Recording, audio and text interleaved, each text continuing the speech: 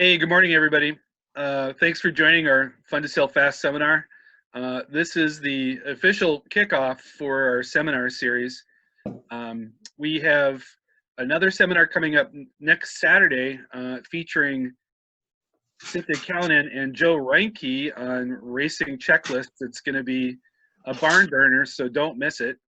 That's next Saturday at 10:30. No, John, that's it's wrong. the 25th, John. The 25th? Oh, wait, next Saturday is Joe Fricton Doing rules. doing rules. Well, I've covered that the schedule, so we've got the rules with Rules King Joe Fricton on the 18th and checklists on the 25th. Let's see.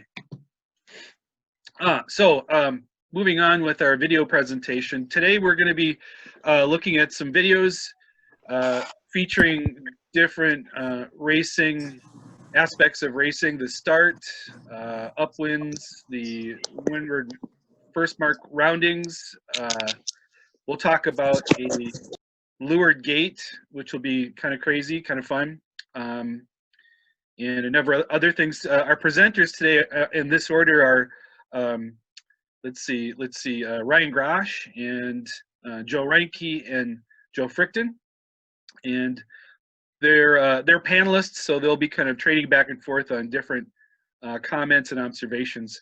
I'm going to start off with just kind of showing you a Melgus MC racing promo for the MC class, featuring we get to see a number of people from our lake and other neighbor lakes in this promo. It's really kind of fun. So hold on a second while I share my screen.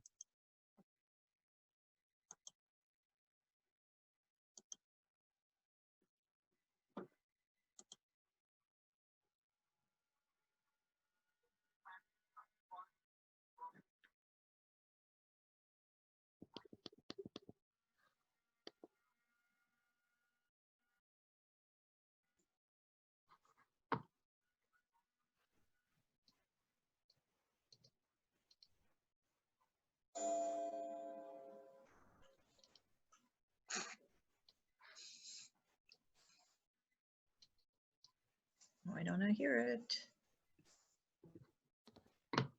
Yeah, I'm getting no audio either, just the video. John, you should be able to share the audio. Let's see. Well, this is a good time to test this kind of stuff. I'm not exactly sure. Let's see. All right, let's try this again. That's better, right? We can hear now. Obviously, we're competitive and everybody wants to kind of beat each other, but at the end of the day, you can sit down and laugh and have a good time and congratulate each other on your sailing. So we like that kind of community and just a really good crowd. Everybody's so welcome. I mean, there are That was Natalie Sin. She was a racer on our lake for a couple years. 80-year-old guys out there that are getting the weather mark in first place and hit house. It's phenomenal. Then you got teenagers, and then guys like me that are in their mid-40s that have sailed forever. So it's a pretty cool class. I just like to got it. We go south.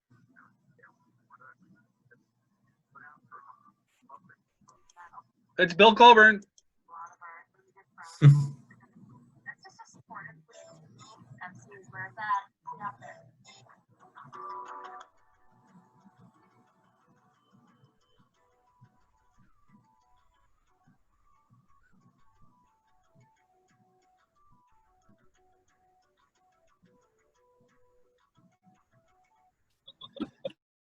So that MC Sailing Association promo featured video from last year's 2019 MCSA Nationals on Lake Minnetonka. I was out there. Joe Fricton, Joe Reinke, and Ryan Grosch were all out there racing. It was a lot of fun. I think we had 6 races. Yeah. And we had a variety of conditions from not enough wind to really honking on the last day of racing. And Cynthia and I almost pitched it on a downwind. It was pretty touch and go for a while. I do want to mention that that video shows some great racing and great conditions. We'll have sailing on Lake Harriet in some form. the park board came out and announced that they'll proceed with the buoy registration deadline on April 15th, and anyone that had a buoy last year will get the same buoy that they had last year this year, and the hope is that they'll have buoys on the lake as of maybe the middle of May. So there will be more details and announcements as to who can do what and when. Twin Cities is in discussion as to how we're going to get our fleet out there and what will be available to people, but we'll have more information on that. With that, I think I'd like to turn it over to Ryan Grosch, who's going to talk about the 2019 Cedar Lake Spring Regatta and what happened there. He was actually a competitor there, so we'll be able to hear his firsthand comments on the race. So I'm going to stop sharing, Ryan, and let you take over. Okay. Can you hear me? Yes. Okay, great. Yeah. So I'm going to start sharing and start talking. If you're not talking, if you could put yourself on mute, there's a mute button on the bottom left-hand side of the screen. And then if you have a question, just unmute yourself and speak up. Feel free to interrupt me. Can everyone see the video? Yes. Yes. Look good. Okay. Great. Okay, so I'll get started. Yeah, this is Cedar Lake. It's kind of a long and skinny lake in Wisconsin, about 5 hours away from here. There's not a lot of waves, and you're always sailing pretty close to the shore on this lake. You're looking at the yacht club right here. But it's very similar sailing to Lake Harriet, and this drone footage was done by, I think, Melgus and North Sails. They did a great job with this. There's no audio to the video. You're just going to hear me talking the whole time, but it'll be great because I'll be able to walk through play-by-play. This is one of the first races in the regatta, so I'll get started.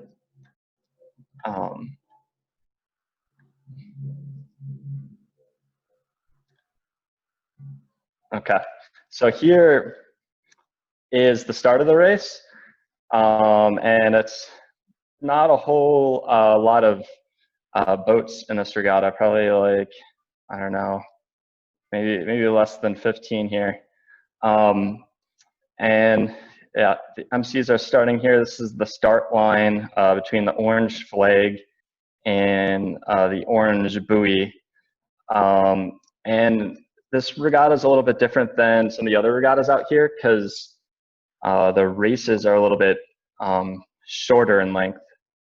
So it's actually, the racing is probably more similar to like our Wednesday night racing. And so this course is probably just a little bit longer than our typical Wednesday night race course. So the idea of this regatta is just to do a lot of starts, a lot of races.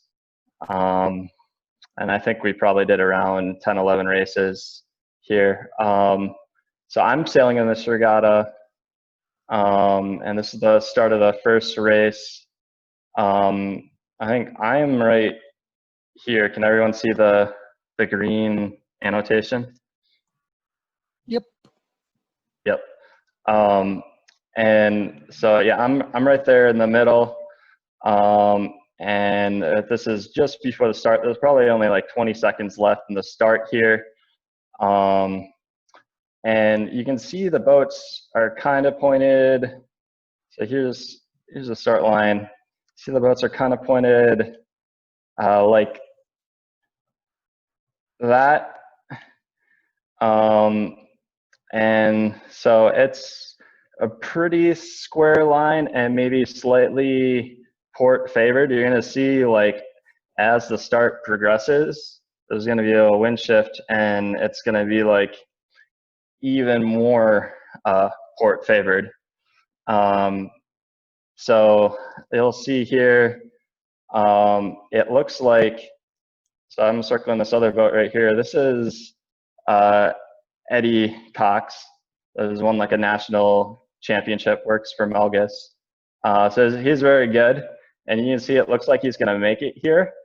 But this is Cedar Lake, just like Lake Harriet. It's very shifty. So you have to take that shiftiness into account. And you'll see what's going to happen to Eddie on this start here. I'll start playing the video, but it looks like Eddie's going to win the pin right here. And I'm more in the middle. And so here I'll let me unannotate. Okay. I'll just leave those green things there for now. Yeah, so as we get going,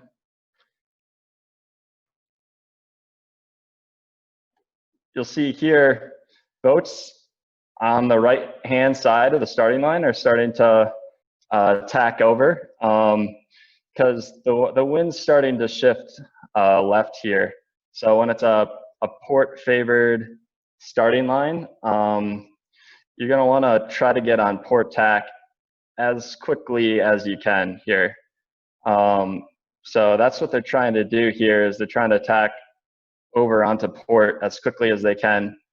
And usually that's a good way to get out ahead on the start when the line is port favored. So that means it's better to start on the port end, the left end of the starting line in that situation. And so you can see the boats are starting to tack over on the port. You have to always look out though on a port favored start, is you have to look over your shoulder and make sure there's not another starboard boat there. So you'll see that some boats will be prevented from tacking because there's a starboard boat there. So I'm actually, if you remember where I am here, let me go back to the annotations. Let me clear all drawing. Oh. Okay, so I cleared the drawings. That's me right there. You can actually see I'm just a little actually behind all these people. So it's hard to tell. I wasn't watching the flag, but it's hard to tell like if any boats were over here or when the actual start was. But you can, so you won't focus on that, but I am a little bit behind everyone else. Usually you want to be even with everyone else unless everyone else is over. Because you don't want to get called over at the start. Then you'll have to round one of the ends and then you'll be behind everyone. So you can see these boats over here more towards the right end of the starting line. They tried to tack to port, but there's one boat back here who's on starboard, and so they're gonna have to tack back. So that's one thing you have to think about is, okay, do you have enough room to tack to port right away? Because that is the best thing to do on a port favored start, is to tack to port right away. But these boats over here are prevented by this one starboard boat. And so that's one of the. Hey, John, or Ryan. I had a question. What about that one boat that is on starboard on the far right side? Does it make sense for that boat to just stay on starboard to force the entire fleet to the left and then to tack when he or she wants to? It can certainly do that. It's like, I mean, this boat way over on the starboard end, because he's so far right, he might want to keep going starboard to stay closer to the rest of the fleet and not be the rightmost boat. So if the starboard boat tacks right now, he could do that and get onto the port tack right away. But then he's going to be still one of the rightmost boats And ideally, if you're out ahead, you want to be like in more of the middle of the fleet and ahead, because then if the wind shifts either way, then it's not as big of a deal. Does that make sense? Yep. Thanks, Ryan. Okay. Yeah. So you'll see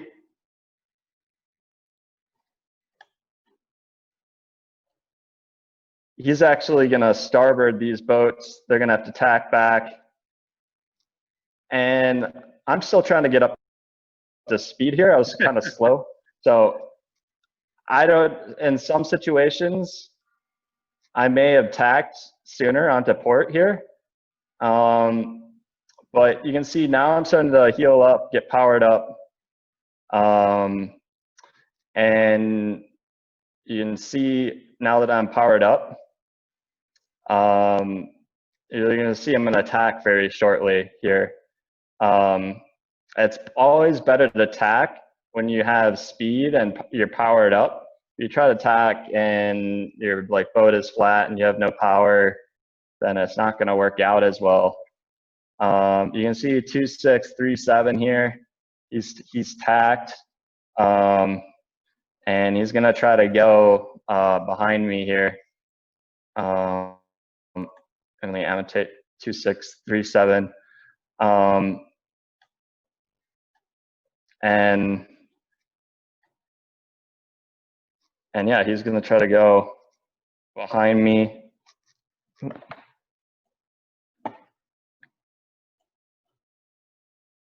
Okay. And that's probably the right move for him here, is to get onto that port tack, because if he kept going, he wasn't going to make the start. And you can see me tack right here. And one thing about tacking is you have to make sure that so when you're head to wind, you don't have any rights. So potentially if I'm head to wind and then like he hits me from behind, it's like a foul. But you're gonna see that he was already trying to duck me. So that is, see I'm gonna be able to attack clear ahead here. And he, right here, he's kind of in a tough spot. He's got starboard boats coming here. And so he's going to try to tack. But actually, at this point, you can see 2424 is tacking, and he's probably going to cross this other starboard boat. So he's probably much better off staying on port and keeping going. But you're going to see he's going to tack, do a double tack here. This other starboard boat wasn't going to hit him. So he would have been clear. He could have went a little bit lower and found some clear air right here. But he did this double tack, and that's going to really slow him down here. So you want to try to not do two tacks right away. He could have slipped right in there. He probably would have been like, he probably would have been able to sail a little bit faster and then been right next to me, had clean air. And he would have been sitting really good. But now he's gone through my bad air. He's going to go through boat one's bad air. So that's one thing people always say, try to tack out to get clean air. But sometimes when you're tacking out to get clean air, you're going to sail right through bad air anyways. So he could have got to clean air faster if he would have just sailed a little bit lower into this hole right to leeward of me. So let me,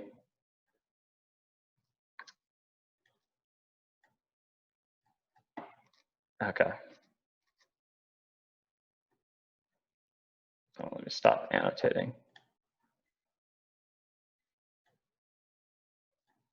Okay, so now we're going here, boat one, tack to port. We're gonna see is Eddie from Milgus. He's still going. He couldn't tack right away, which is one of the things on a port favored start is usually don't want starboard boats preventing you from tacking right away. And that's what Eddie had here. So it prevented him from tacking right away. Now he's got a clean lane to tack. So now he's going to tack, take his time and tack here. So he has a nice fast tack. It's unclear if this boat right here would have been able to starboard him. Maybe, but they're going to tack right here, so it's not going to matter. But he could have got even pinned even further here, and then he would have been sent even more towards the right hand side of the starting line, or right hand side of the course, which is not what you want when it's a port favored tack right now. You can see the whole fleet's on port because that's the favored tack right now, and that's a good way to figure out what's the favored tack if you don't know. Is if the whole fleet's on one tack, and that's probably the favored tack. So Ryan, I have a question real quick. Remember back at the beginning, you were actually one of the boats furthest from the line. You were pretty low. Yeah. But I just want to point out that you were lucky enough to have quite a bit of clear air. No one was close to you on that line. No one was between you and the line. So you were able to maneuver. And by the time you get to the whole fleet is on port, you're pretty much way out in front. Mm-hmm. Yeah, I do have some separation right here between that boat and this boat. So that's one thing I try to do on the starting line is really social distance myself between the boat to windward and leeward. And they gave you some speed and room to move and actually to accelerate further once you got onto port. Yep. Because this boat right here, their wind shadow is like here. This boat's wind shadow's kind of like there. So I'm kind of just got enough space where I'm clear of the wind shadows here. Only thing is some of these boats are just have a little bit more distance on me, but I may be staying back here to try to get more of a running start. But you see that even on the start, I could have done a better job here. I've probably been a little bit closer to the start line right here, but I do have enough clean air here and space where I can tack that being a little bit off the starting line doesn't hurt me as much here. So I do have the clean air.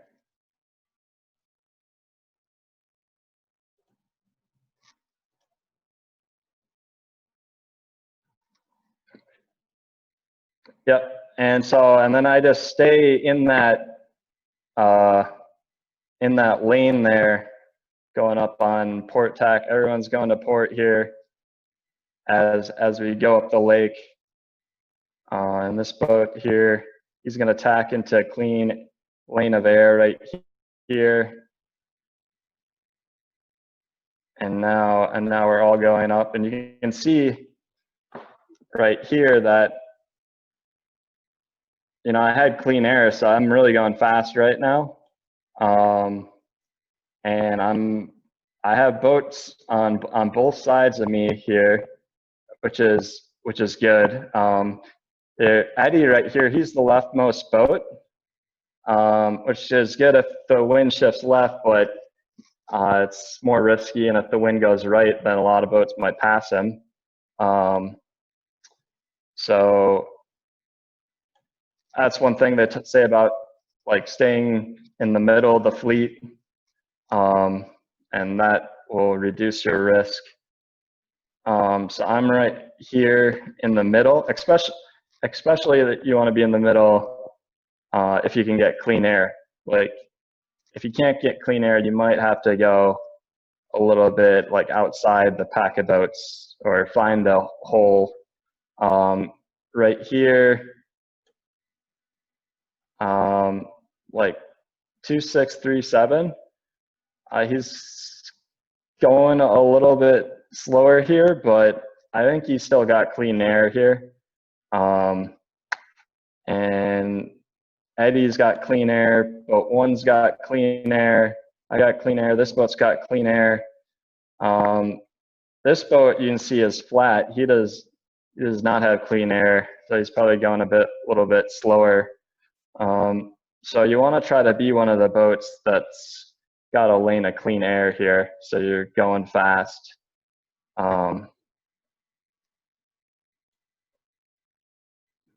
So looking at our time, Ryan, can we advance to the windward mark and then the that leeward rounding? Yep. Yeah. So go here. I do want to go up. It's going to go. The drone's going to go up here, and you'll be able to see the race course better. And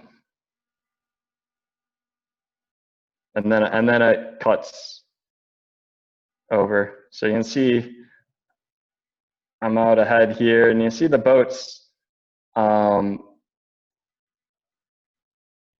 here are so the wind shifted left. It looks like there's probably a little bit less wind over there, so you can see those boats are starting to fall behind of the boats on the left.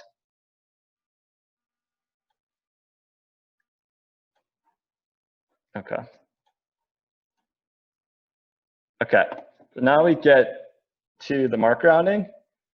I'm leading at this point, so probably I might have got a little bit of a wind shift and was able to attack ahead of Eddie. Eddie is in second place right here, and here, one of the best things you can do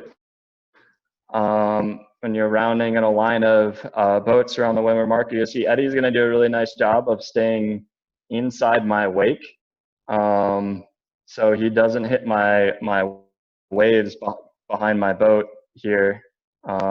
Here's the waves, and so he's going to stay inside the wake, and that's going to help him maintain his speed here.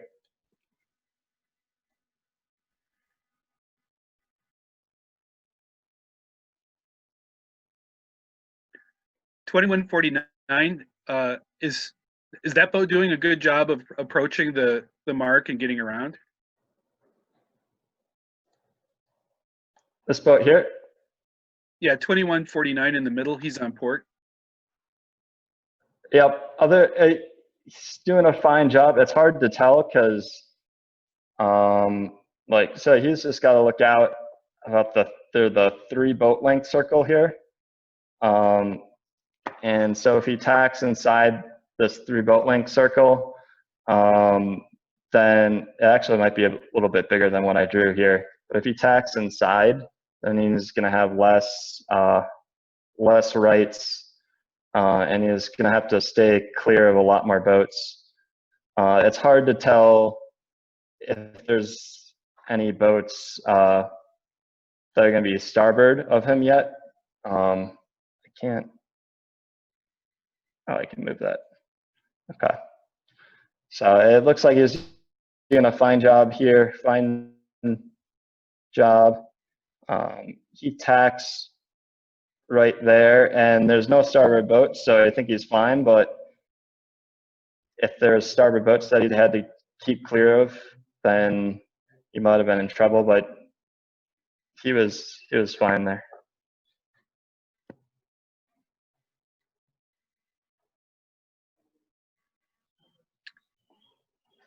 And could we jump to the leeward rounding? Yep, I think it's gonna jump. There we are. Here, yep. Okay, you'll see my rounding. So the whole fleet here, you go back, everyone is kind of on the left side of the downwind, because there's more wind over here. And you'll see Eddie's going to do a much better job of rounding than I do here. I probably get in too tight here. I probably could have went a little bit wider. But I go around here. It's okay rounding. You see Eddie goes much wider than me, probably like double as wide as me. And he's going to be able to round up. And then because he went wider than me at the beginning, he's going to be able to stay in clean air here, which is exactly what he wants to do.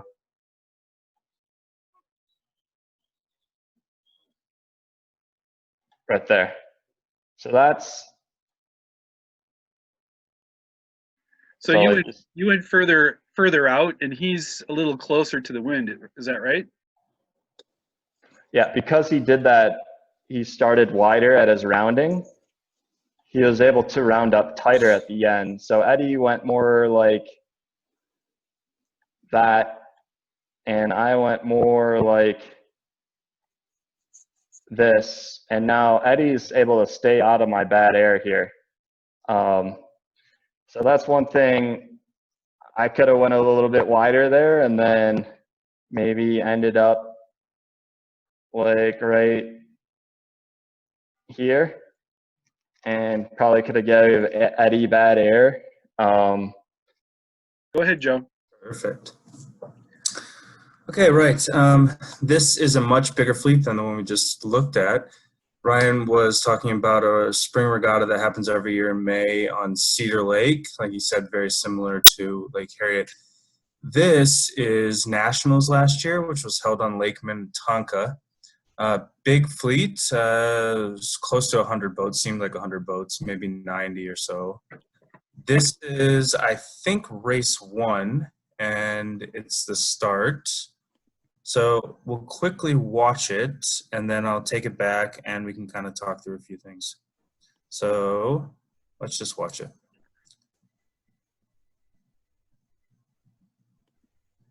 We can see a pretty even spread. It's a long line, but about the right size for the fleet, it seems. Boats on the right, boats on the left.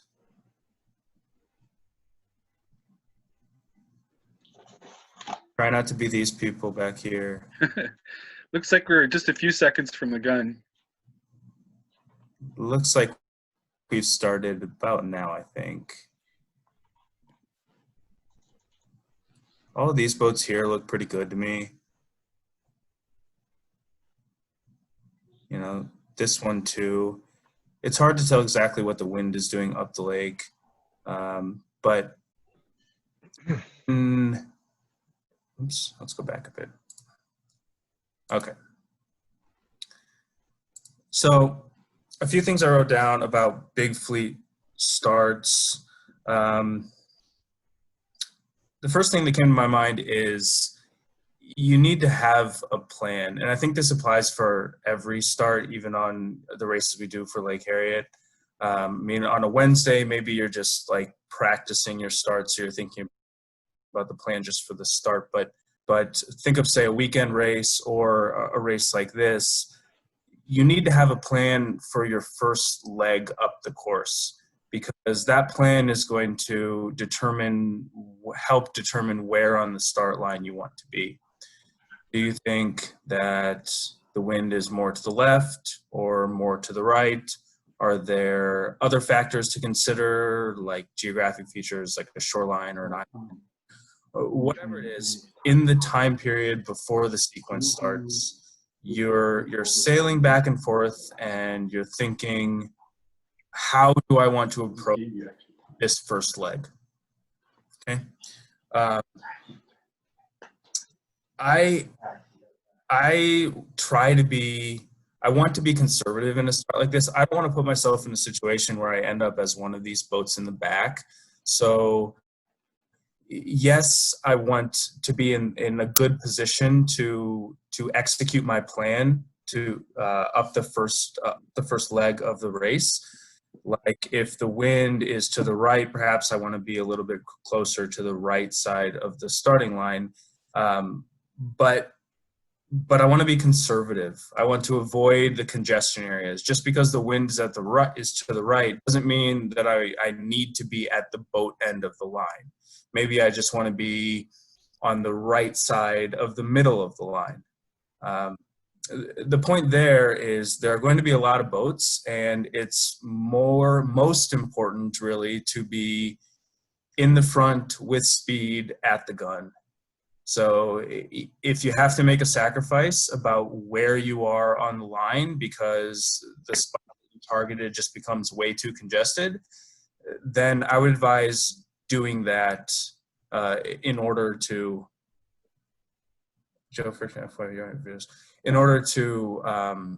preserve the ability to have speed and to be at the line in the front. Yep. So another thing I wanted to comment, and this is connecting it back to our lake. This seems like a lot of boats, but the line is much bigger than what we see. I mean, many of us have been to our Wednesday night races on Lake Harriet.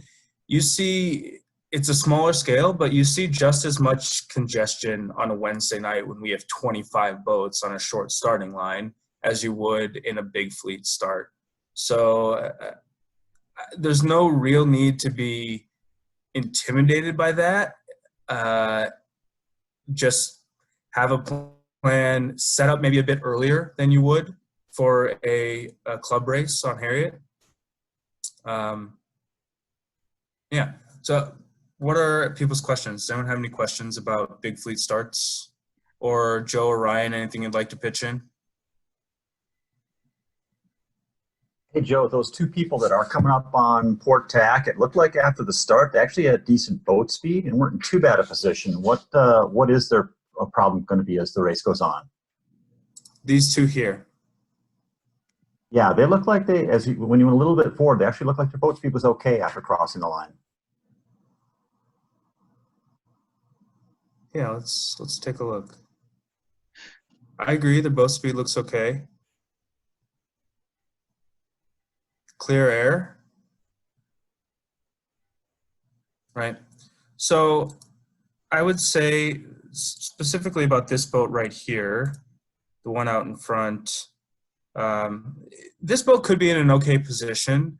I think we even start to see before the video flips that this boat here looks like it's about to tack over to port. So, and we'll see in the next video that about half the fleet ended up going right anyway.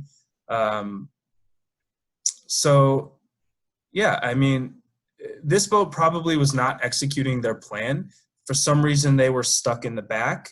And they said, you know what, instead of trying to go behind all of these boats on starboard, I'm going to flip over to port, decide that I'm going to make my way up the right side of the course and take the clear air. And I think that's, you know, probably a good strategy for this boat considering where they ended up at the gun. How far ahead of the actual start would you start to know that you're gonna not make the front line of people and be stuck somewhere in the back? Oh, I mean, it could be as early as 60 to 90 seconds before the start. I mean, if your boat length's back here and you see a whole line of boats claiming their position, kind of holding steady, getting ready to build up speed, it's pretty unlikely that you're going to be able to break in and find a spot if you're way back here. I'd just like to add that when that happens to everyone, where you're going to be a boat length behind or behind other boats.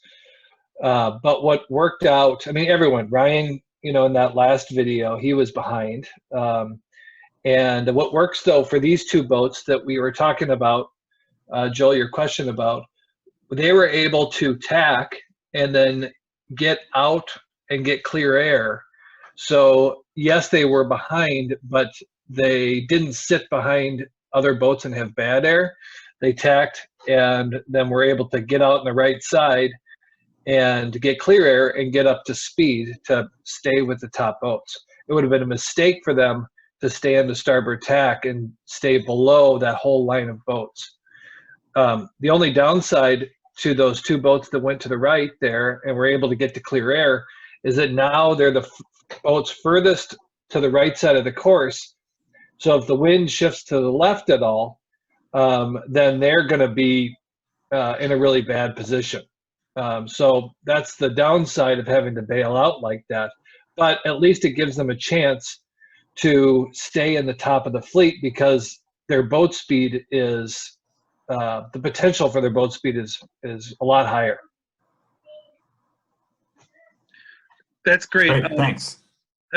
Thank you, Joel, for your questions. I think we have another question, but we're going to maybe tack that on to the end, which are components of a good start. Joe Reinke, can we move on to that windward rounding? Sure, we can. Right. Okay, so this is the windward rounding of the same race, the first windward rounding, I believe, of the same race. We can see that a lot of boats on the right side of the course, which actually is pretty interesting. I think it's the same race but at the start here, most of the boats are on the left side of the course. But by the time we've made it to the windward mark, looks like a lot of them ended up coming over to the right in the second half of the leg. Right. Okay, but some commentary is available to us here about these 5 boats. We see this boat has been working the left and done quite well, it seems, and is in the lead. And we'll see them come across and, well, let's just take a look at it.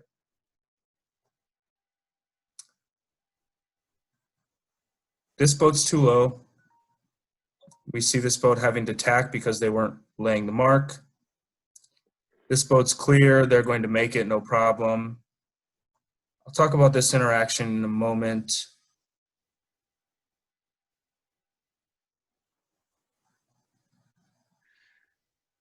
There's the leader rounding. Okay, so going back just a little bit.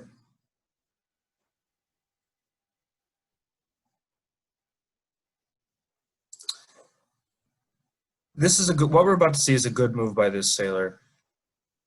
They are clearly not going to make the mark. And they probably know that this boat's going to cross in front of them, or maybe they would have been able to cross, but they would have been below the mark. So it really doesn't make any sense for them to keep going. And they have these 3 right on their quarter, and they need enough space in order to tack and then tack again without fouling these boats.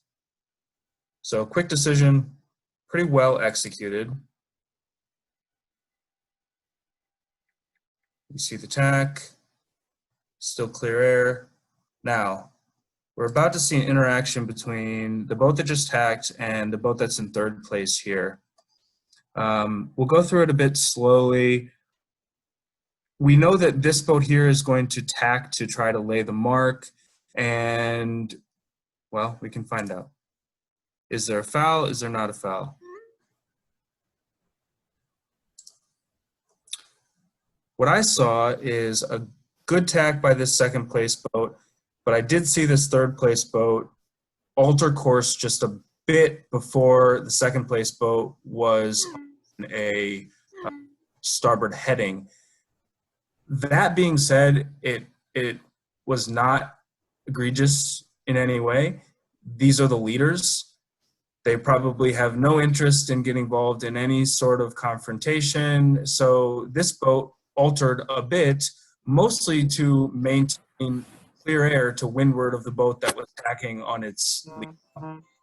So I think the point there is understand the goals of yourself and everyone around you.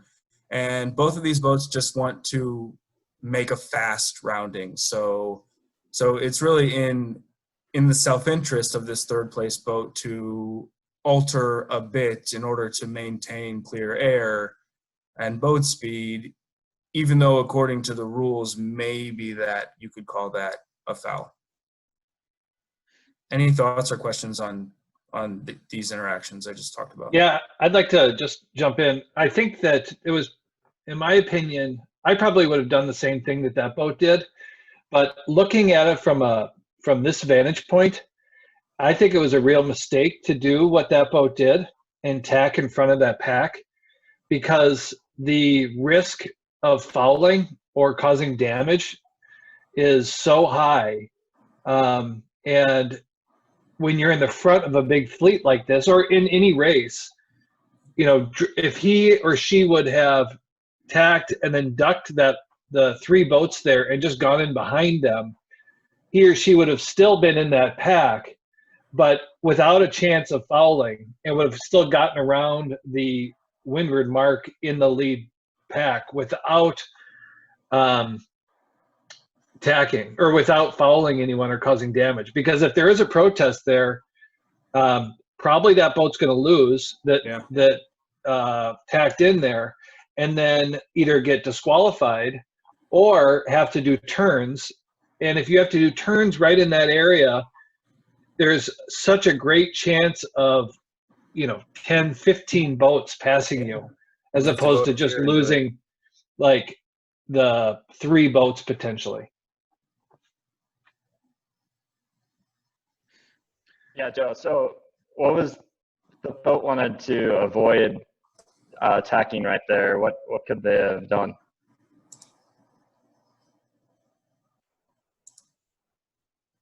Which Joe are you talking to, Ryan?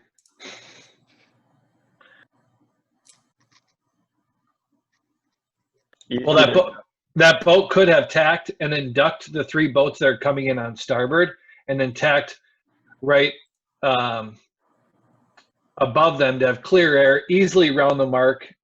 And my big mistake, I make this mistake all the time. I'm in this race. I made this mistake in this race, is that I try to get too aggressive at the windward mark, and then I don't have the skills that these guys have in the leaders, as the leaders do. And so then I get passed by 20 boats right at the windward mark, as opposed to being conservative at the windward mark, sailing above the ley line, getting clear air, and getting around that mark in as fast as possible.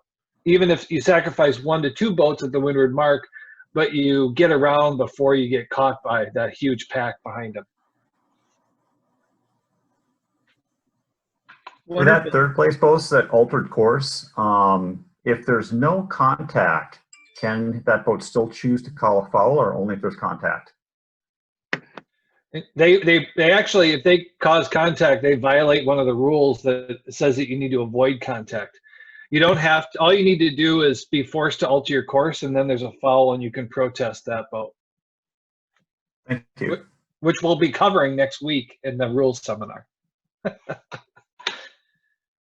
Okay, so I think there was some great comments on the looking at the windward rounding.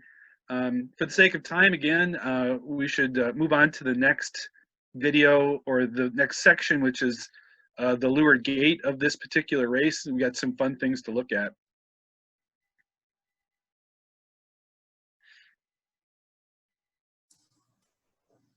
Here we are. So I'm going to set this up. This is the first pack of boats that are rounding at the leeward gate. On Lake Harriet, we don't have a leeward gate very often, except for maybe our regattas. In big regattas, they use a gate of 2 leeward pins, and you have the option to round either the left or the right.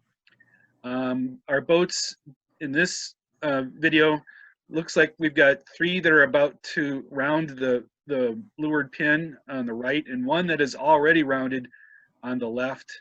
Joe Reinke, could you talk about some of the considerations of what do we think about when we've got a gate and which one to choose? Yeah. Well, I think that in an ideal world, you're thinking about your next leg. You're thinking about, is the wind to the left or to the right, and where am I going to be able to find better clear air? Just how you would plan a windward leg before a start. You're trying to plan your windward leg before you choose your gate for your leeward rounding. That being said, best laid plans. I mean, sometimes you get pinned and there are many boats between you and the gate you want to be. So you need to go to the other gate and then either choose to work that side or make your way quickly to the other side. There are also cases where you might want to choose a gate that others are not choosing. Say the wind is to the right over here, so people would likely choose this gate and then sail a course something like this. But maybe you want to create some separation. Maybe you think the wind is going to shift left and your competitors are all near you, but you're a bit behind, and you want to roll the dice a bit. So you might go to the other one in the hopes that the wind is going to go left and you'll be in a good position to take advantage of that oscillation while your competitors will be stuck over here. Wonderful. Let's take a look at how these three boats managed to get around the right buoy, and how well they do. Looks like the boat A, which is at the top, boat B in the middle, boat C the furthest out. They've all got choices to make as far as how to move their boat around the buoy with speed and position. What do you think is going to happen, Joe? I think that this boat is a little bit too tight and they're going to end up out here. I think that this boat has a good chance to potentially sneak in underneath and come out a little bit higher. Should we take a look? Yep.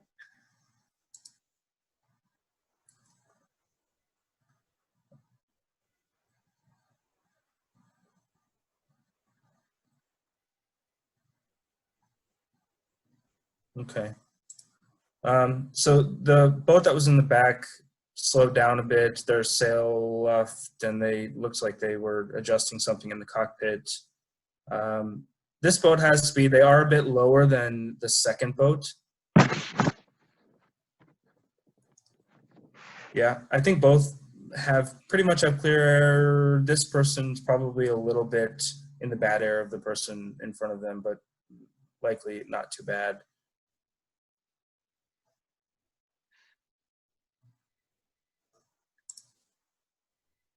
Oh, it looks like we have some kind of mistake here. This person almost hits the mark. This person right here. Let's see.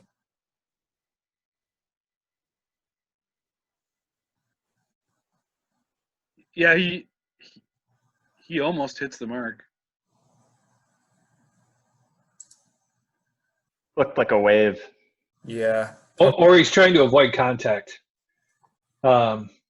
Because it looks like he was coming up pretty fast on the boat ahead of him. Yeah. Yeah. Or or dropped the tiller. Yeah, it also kind of looks like that. Which we've all done. Yeah, absolutely.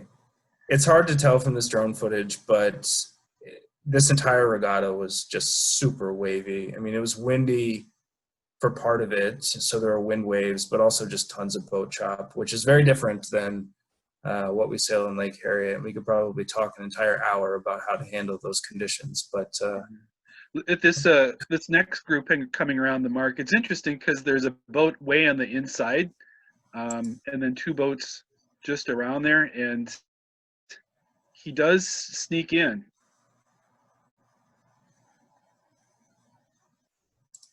Neat. Great. Do we have any other questions or comments about this leeward rounding?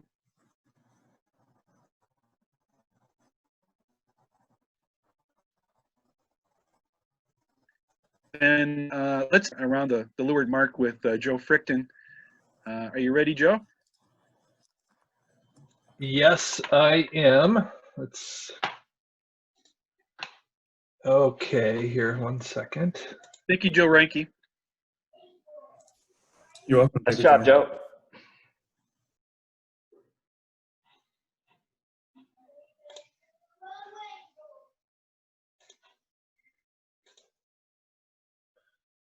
Okay. Can you see the screen now? Yes, we can. Can you maximize the video? Yep. So I'll set this up. Melgus, they have a number of promotional videos on the MC class, and this is an older one, but it does a great job of showing some different approaches for jibing the boat on a downwind run. And Joe's going to take us through some comments and observations on how this person is jibing his boat on the downwind. Okay, and we're going to answer the question too from John's iPad. Can you speak to the size and location of bad air with the MC? We're going to handle that on a later video where we have multiple boats together. So we're going to start with the jibing, sailing downwind and jibing. And the comment that I'm going to make before we get into this first video is that this guy is jibing without anyone around him and any pressure of other boats that he needs to avoid. So keep that in mind, that he doesn't need to, that he can just focus on the jibe without worrying about hitting other boats.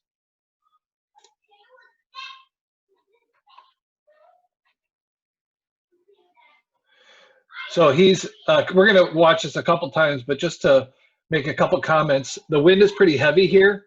So he's reversed heel so that he's sitting on the windward side of the boat, and he's going to jibe here, and then he's going to get back into that reverse heel. And what you'll notice on a later video where it's lighter air is that the jibing is a little different. A lot of the concepts are pretty similar, but it's slightly different. So we're going to back it up now. John, was he just uncomfortable there, or was he kind of pumping the boat for a bit? He was kind of pumping the boat here. So we're going to back up. They're on Lake Geneva too, so it's a bit wavier than Harriet. So that rocking tends to happen more than Lake Harriet. Okay. So now the things to look at here is that he is going when he sails it with a reverse heel or he's sitting on the windward, is that he's hiking out. He has his feet underneath the hiking strap, and he is looking forward. He's got his left hand with the main sheet, part of the main sheet in his hand, and his right hand is on the tiller extension, to the best you can see that. I know it's kind of grainy.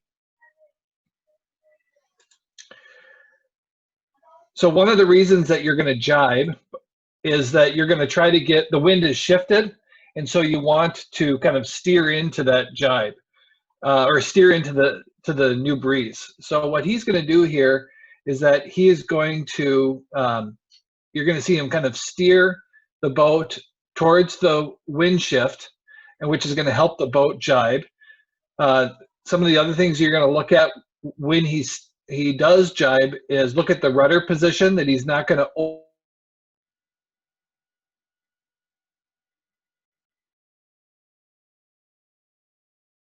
and then the boat is pretty stable, and he's going to get he's going to use his hand to grab the main sheet to pull the boom over.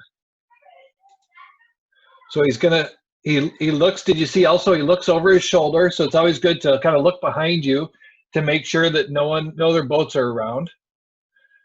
Now he just steered the boat just a little bit, not oversteering, but make sure that you move the boat a little bit to help the boom come across when you grab it, when you grab the main sheet.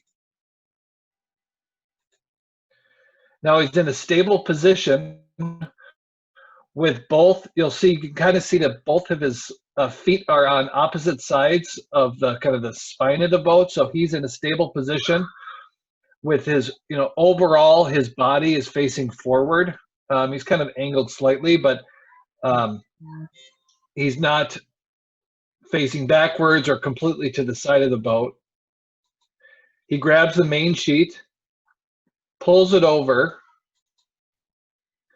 and then he immediately gets into that hiking position to get the boat going fast again.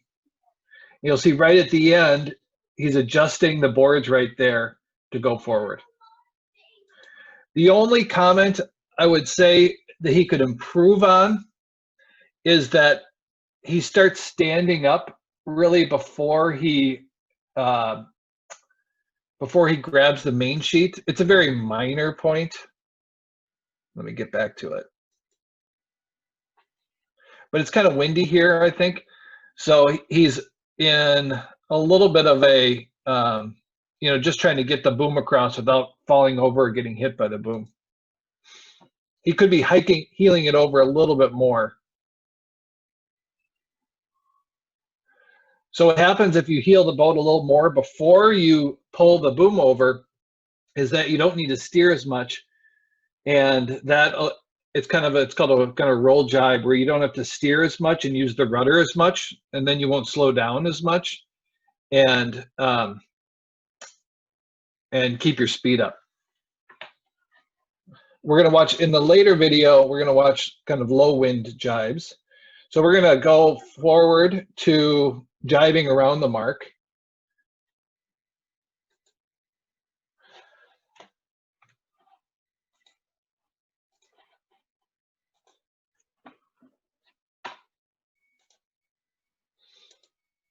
Oh, shoot.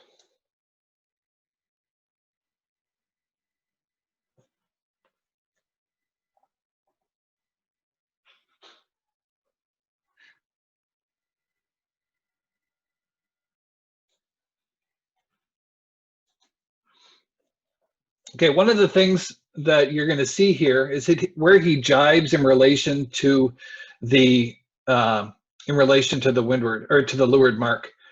It's, sometimes you're in a position that you do have to literally jibe around the leeward mark if you're being pushed there by other boats. But in a ideal world, you're going to jibe a couple boat lengths ahead of the leeward mark, so that when you round that leeward mark, you can do it as fast as possible, and to try to stay ahead of other boats. So he jibes here. Oh, let's see here. Yeah, there's a better one after this. If you let it keep going. Yeah, that one right there. Okay, so now here, this is a really good mark rounding. And what I want you to look at when you look through this, as you watch this video, is look where he starts to sheet the boat in, and then look to see when he starts turning, the distance between the boat and the leeward mark. You see he starts sheeting in, and he starts turning well before the leeward mark, and then by the time he gets around that leeward mark, he's going full speed and going upwind. So it's very windy here, so that changes it somewhat. You saw in some of those previous videos when there were boats around, I think it was Ryan had a comment where he went around the leeward mark too tight, and Eddie Cox took a wider turn that allowed him to get higher up on the wind to get clear air. This is an example right behind a boat, and they are able to get around the leeward mark in a fast way. So we're going to back it up just slightly here.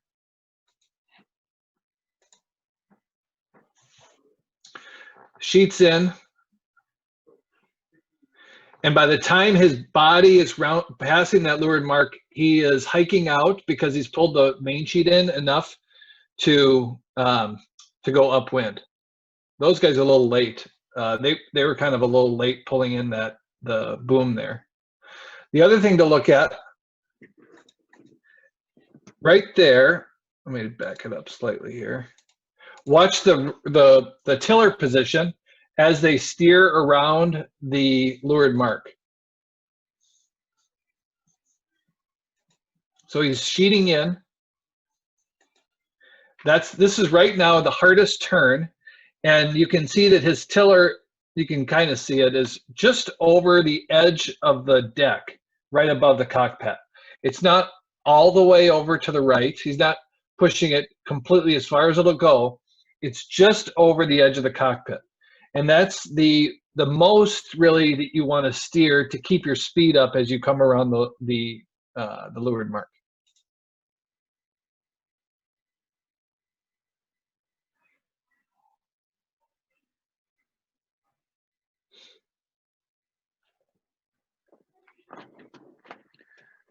Joe, I'm going to say a couple things real quick. What we plan to do is so that we can talk a little more about tacking. We have some videos on tacking, and Joe Fricton's going to break that down for us, but that means we might go over. So if this session ends, we're probably going to try to start another session like we did before so that we can complete the video discussion and then get to a couple questions at the end. So we may go as far as maybe 50 minutes or 60 minutes on this one, but Joe, keep going, and then if we do cut out, everyone just log back in like you did before. Okay, go ahead, Joe. Okay, so I want to answer that question that John's iPad had, which is how far is the location of bad air with the MC going downwind. In a lighter air, the wind shadow is a lot bigger, and in heavier air, it's a lot smaller. And so in lighter air, I'm not going to get into details on the Zoom meeting. It's too difficult to talk about apparent wind. But what you really want to be looking at is the direction that your telltales are flying on your side stays to look at what your apparent wind is, to look at the direction of your wind shadow.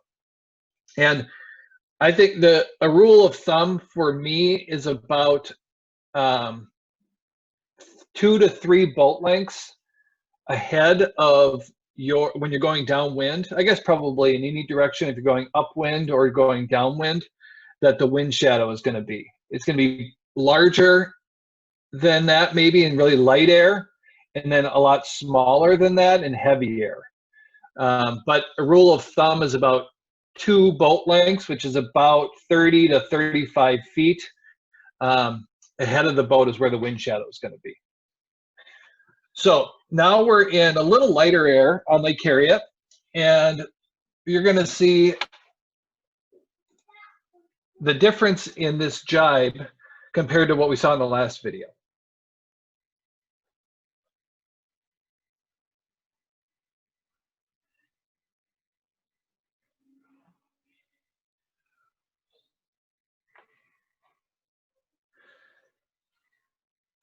So the main mistake that I saw with this sailor's jibe is that he didn't, at the outset, he didn't steer enough into the wind to help move the boom at the same time that he's pulling the boom over. So if he would have, so right now he wants to start jibing. What he needs to do is start steering more and then grab higher up on the main sheet to pull it over.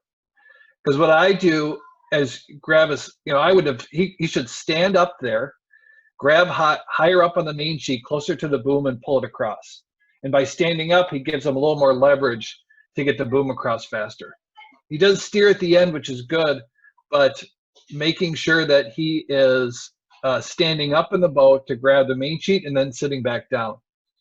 Now he is sitting on the windward side, so maybe it is a little windier than I think it is, but he could then get into a hiking, put his feet in the hiking straps and lean back to get the boom. One thing here, I wanted to,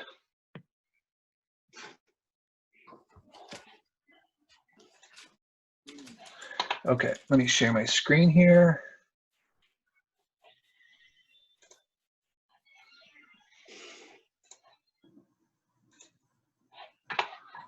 Okay. Can you see it now? Yep. Mm-hmm. Okay. I wanted to talk a little bit about, I meant to talk about this before we went on to the Lake Harriet video, that one of the things that we see all the time, what's really important when you come around the leeward mark, after you get around the leeward mark, is to stay as fast as possible and to really power up. just like at the start, coming around the leeward mark, your boat is either needs to power up and get up to top speed.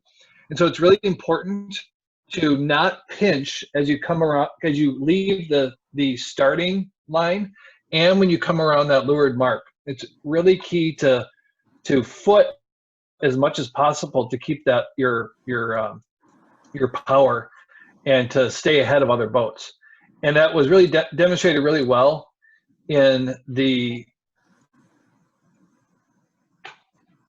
video from before. So if you watch the video here, you'll see him as he comes around. You'll see him right here. You see how he's pulling on the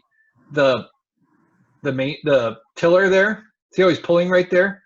That's him footing the boat and powering up, which it's a problem really with the MC design a little bit, is that because you only have one sail, the boat tends to pinch a lot more than it should. So when you come around the leeward mark, it needs to be something that you're always thinking about, of footing and staying as fast as possible. And it's really important off the start, and it's really important at the coming around that leeward mark. Wonderful. Joe, can we move on to the tack video and talk about that? Sure.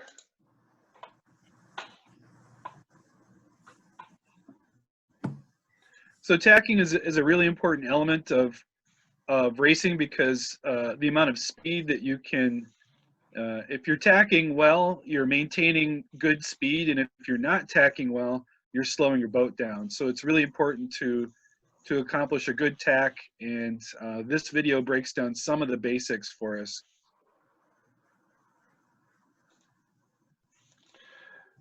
So what he's going to do several tacks in a row, and I want to talk about some of the things he does well and some of the things that he can improve on, that you can see it multiple times throughout all these tacks that we're going to watch. Some of the things I think he does very well is that he's very stable in the boat. He's not jumping around in the boat and moving around. His feet are moving around. He's fairly stable in the boat. He's not going to fall over. Some of the things I think that he can improve on is that you'll see that he steers a lot further than he needs to in the tack. His tiller is going to go beyond the edge of the deck. It's going to go, so that what that happens is that he's going to steer too far into the tack, and then after he gets back up to top speed, he has to steer back upwind a little bit. The other thing is that he probably, this is more marginal, but he lets the main sheet out a little too much going into the tack, and he could probably keep it a little tighter as it goes through.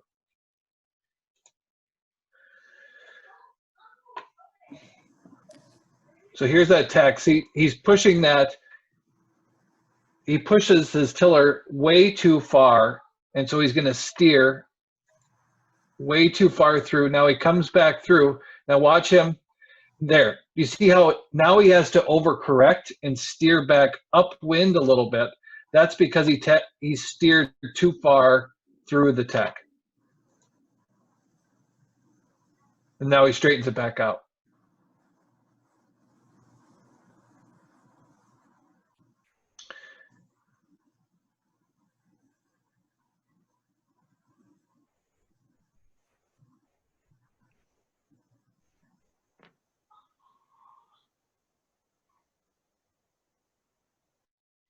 You see how the main sheet's a little too loose there?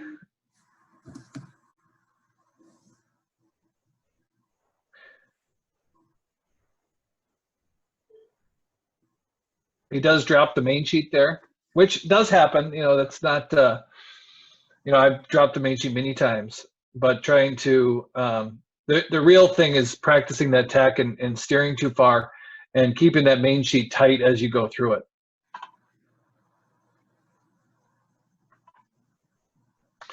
Now he talks about dropping the board right here.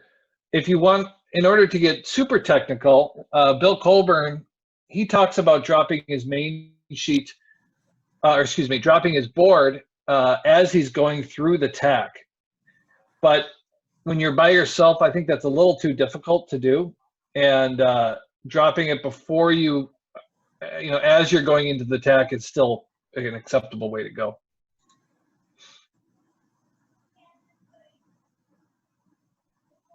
So his body's stable.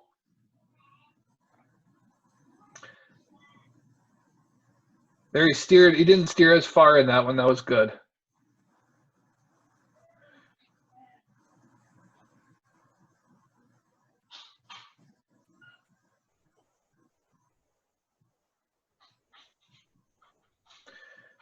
You saw that the where the tiller is there. And he gets back in, he should be able to get right into his hiking straps and pull that main sheet in.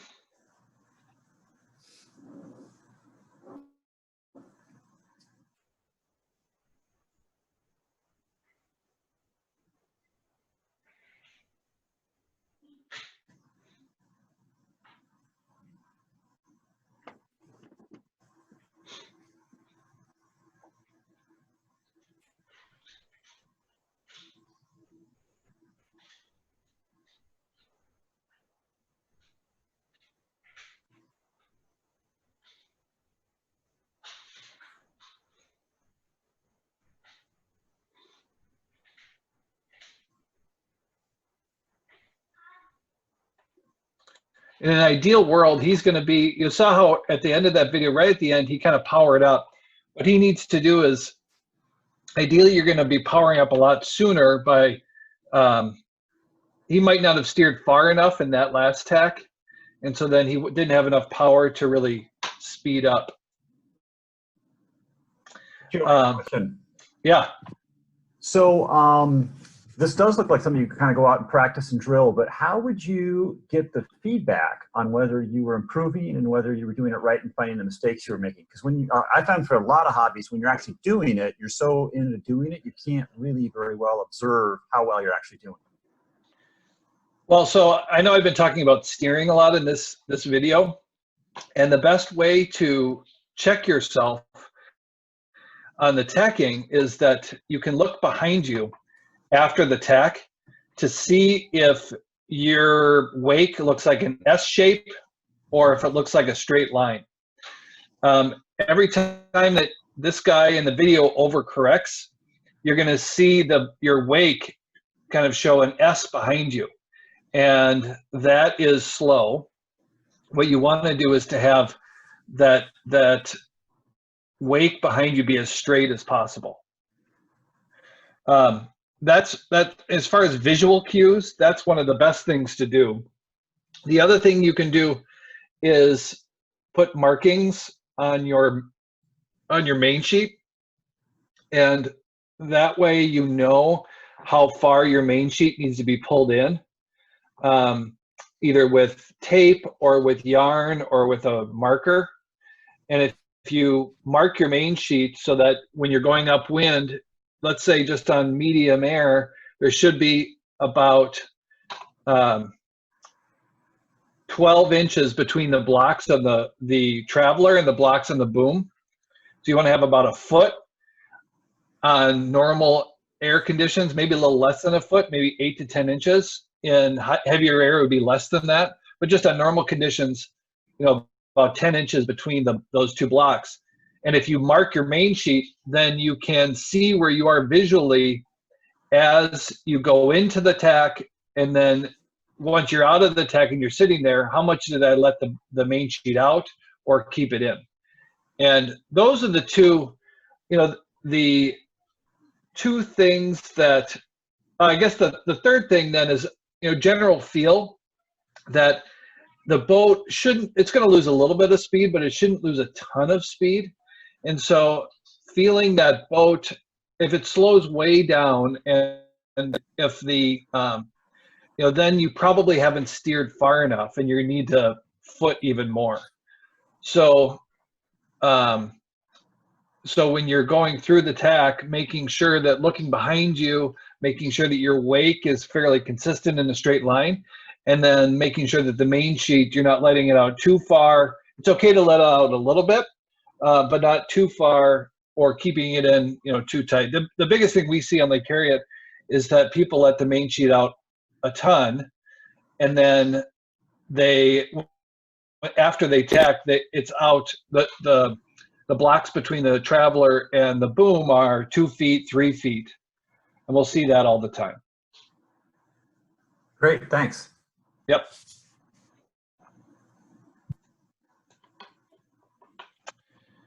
Great. I think that's it, John. Yeah. Wonderful. Thanks, Joe. The video that we had there for the tacking maneuvers and seeing how this guy progressed through bad and better and best tacks, that's wonderful. And I think it's something that we're going to want to take a look at when and if we finally get on the lake for practices. Tacking is such an important aspect that we actually do examples at the dock for how to tack your boat and do it efficiently. I'm going to share a video here that shows a start line that we haven't seen before, and we're going to talk about Pat McFarland's question of what is a good start, what are the considerations for a good start, and I'd like to look at that question from the point of view of how to accelerate the boat, how to get the boat ready for accelerating through the start line. So here goes. Let's see here.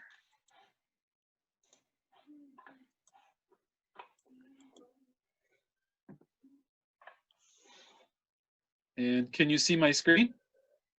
Yes. Okay. So 2019 MC Midwinters, we've got a good sized fleet lined up on what looks like to be kind of a short start line, but we're probably about 30-40 seconds, maybe less, to the start, and maybe looking at 2001, this group right here. What are some of the things that you want to do? They're all pretty flat, so they're going to have to go from flat to accelerating past the start line. What are some of the considerations that we would think about as far as getting the boat from flat to going really fast? Ryan Grosch, could you tackle that for a couple points? Ryan, are you there? Yeah, I'm there. Sorry, what was the question? Question is, we're looking at accelerating the boat from flat to going across the start line. If you look at the video here, we've got a bunch of boats that are going to hit the line at some point, but they're all flat in the water. How do we go from sitting in the water to fast? Okay, how to accelerate off the line. Yep. Okay. All right. So some of the things you're going to want to think about for acceleration is, I think I talked about it at the last start earlier, is you don't want to get too close to the boats on either side of you. You're going to want some maneuvering space, and you're going to want to have that room so they don't give you bad air. So if you can somehow maneuver your boat to give yourself some more space, that's more ideal. So one of the ways you can do that is just try to find a less crowded spot on the line. And then also is if you're on the starting line, some people might try to come back and steal your hole from behind. So one of the things you can do is look behind you, and then that you can kind of let out your sail to make your boat take up more space when they are sailing behind you. And then if it looks like your boat is taking up more space and it looks like the hole is smaller, then they might not try and sail right next to you, because it won't look like there's a big hole there. on the starting line. We got a question in the chat. Ryan, do you worry more about the boats to windward or leeward on the start line? And so, yeah, leeward can be a problem. If you have a boat to leeward of you, then they can sail up and kind of pinch you off, and you'll get bad air from that boat. But the windward boats can also be a problem, as they can go really fast and just kind of roll over the top of you. So I guess I wouldn't worry about one boat more than the other. Worry about windward boats or leeward boats more. I would just try to keep space on both sides. Oh, he's drawing there. Okay. But one thing, if I remember, okay, well, John, Can I just add a couple things on the acceleration? One of the things that Andy Burdick at Melgus said when I asked him, this really applies, I think, really to Joe Renke's presentation on the big fleets, is that when you're accelerating, the only real thing that matters is that you are ahead of the boat below you and the boat above you. And if you can get ahead of those two boats, then you're going to have clear air after the start. And so if you see the boat below you accelerating, you need to be accelerating, as well as same thing with the boat above you. The physical things that I'm doing to the boat to accelerate it are that I am either sitting on the low side to get the boat to heel up, or if I'm sitting on the windward side, I'm going to lean over to the low side, either putting my foot on the deck itself and kind of pushing down to get the boat to heel up. And then the other thing I'm going to do is, depending on the wind speed, is the stronger or the lighter the wind, the earlier I'm going to pull in the main sheet to get going. It's really important to, if the wind is really light, to 45 seconds, 30 seconds to 45 seconds is to pull that main sheet in to be going top speed. But still, ultimately, the main thing to worry about or to think about, the main factor is to be ahead of the boat below you and the boat above you. Right, and some boat handling aspects of acceleration are really important, as well as being able to get your boat heeled up at the right time. You may want to shift body weight so that you can get the boat heeled up and less of the hull surface in the water. One thing that people sometimes do if they have space is just slightly dip their bow to expose the sail to the wind a little bit more, and then come back up to the proper course. Depending upon the wind speed and the boats around you, that is a technique. But making sure that you've timed it right so that you've got enough space to get your boat heeled up and moving quickly over the line is really important. Are there any other things that we want to add before we watch this start? Well, John, one comment. So you mentioned if you have the space, dipping your bow to foot off and gain speed. I agree with that. Also, I would comment that you can't just point your boat right away into your optimal high close hauled course. Even if you don't have a lot of space to dip your bow and foot off aggressively for speed, you need to be pointed a bit lower than you think that you can when you're at top speed, just because the boat simply can't point that high without the speed. That's an excellent point. The whole term of footing is really, I think, critical part of accelerating the boat. Could we talk a little more about footing and what that is? Sure. Footing is just sailing low to me. So we can all imagine ourselves on a close hauled course going upwind. Footing is 5 degrees lower than that. Perfect. Great.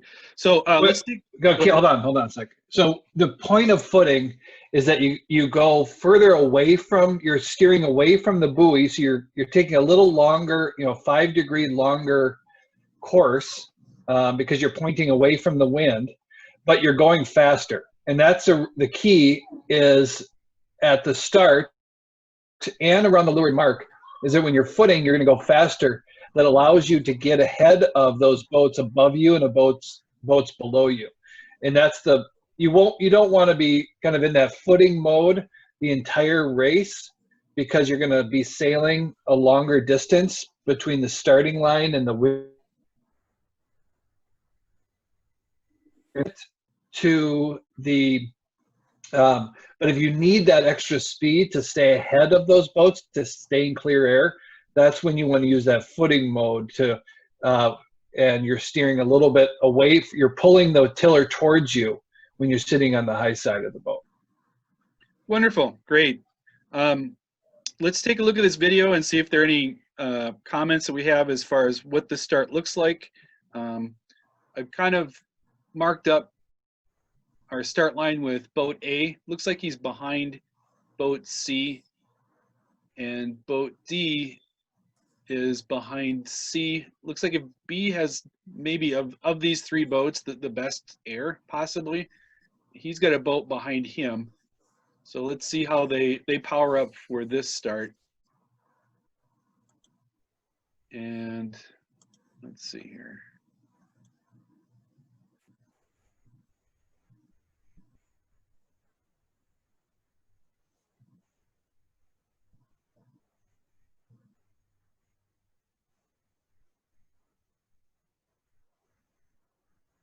$16.91 is healed up.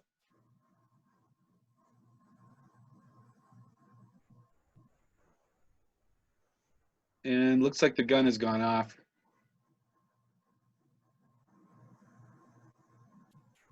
Okay, I'm going to back it up. Does anyone want to do play-by-play on what just happened?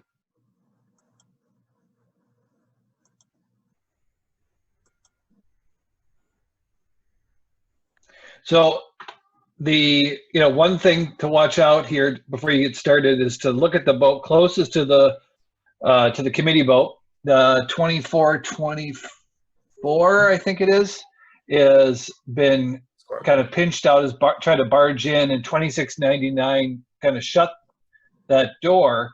And what that helps 2699 have no boat above him.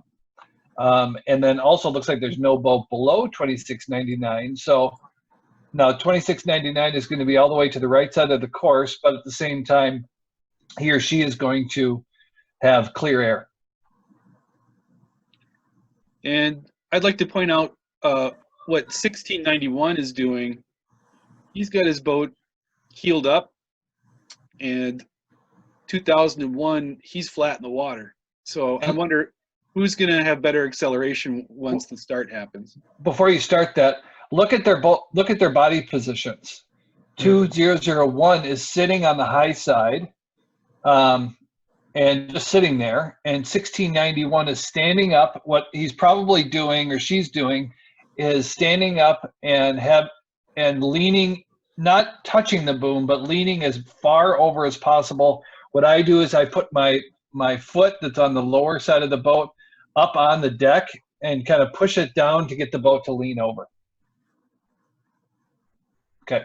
Look at the sail positions. 1691 is controlling the speed with the sail in and by kind of pointing the bow of the boat more into the wind, whereas 2001 has the sail out and is kind of, the boat is off to the side and is letting the sail luff out. 1691 is in a better position to accelerate because they're much closer to the course they need to be, and the boat is heeled up properly. Great. Okay, I'm going to let it play one more time.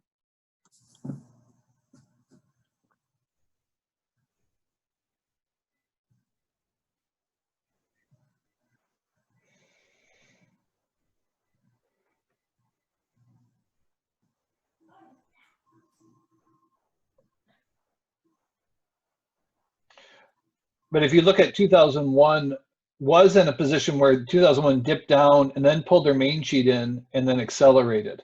So it worked out for 2001. Yeah. Whereas the boats below 1691, they fell off because they didn't have any weight. They were probably in bad air.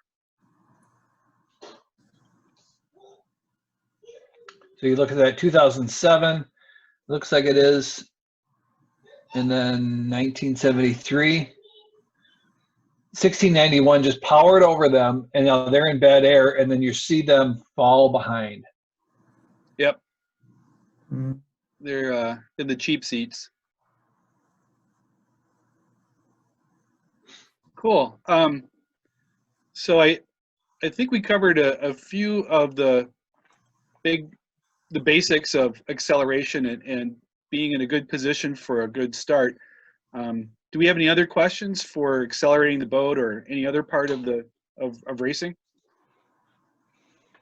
Oh, I was just going to point out one more thing here is 1691 is so close to these other boats here. He's really has to really compete and try to beat the boats on both sides. But if you look at 2001, he's got a lot more space. So I think as you play this video is eventually the boats past 1691 because they're just trying to be really competitive. But 2001 doesn't have to compete with as many boats by him. So that's one of the benefits about having more space around you here. I have a question for Joe Reinke. Go ahead. Joe, you had said earlier in a preface to your commentary on the video, if I understood you correctly, to have a good start plan in place before race day. Before sequence start, I would say. Maybe okay. Before race day. And yeah, I mean, by plan, I mean mostly spend a bit of time before the sequence, monitoring the wind, both to understand how strong it is, but also if it's going back and forth, if a particular side might be favored. And then let that information feed into your start plan during the sequence so that you can time out when you are in the place on line that you want to be. Thank you. Mm-hmm. Wonderful. I have one last video for us to look at, and I wanted to ask our panelists to see what is this this otherwise really good sailor doing wrong in this video.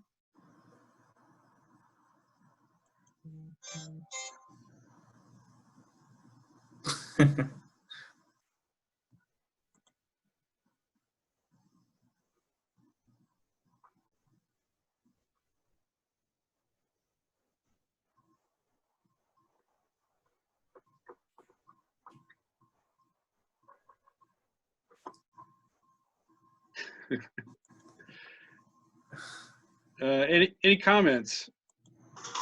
Wear his life jacket. Yeah.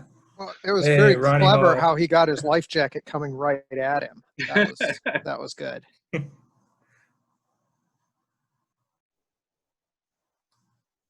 So looks like he's got good poise. You know, he's got his legs together. He's right up close to the traveler. Looks like he might be a little over trimmed on the sheet. Any observations?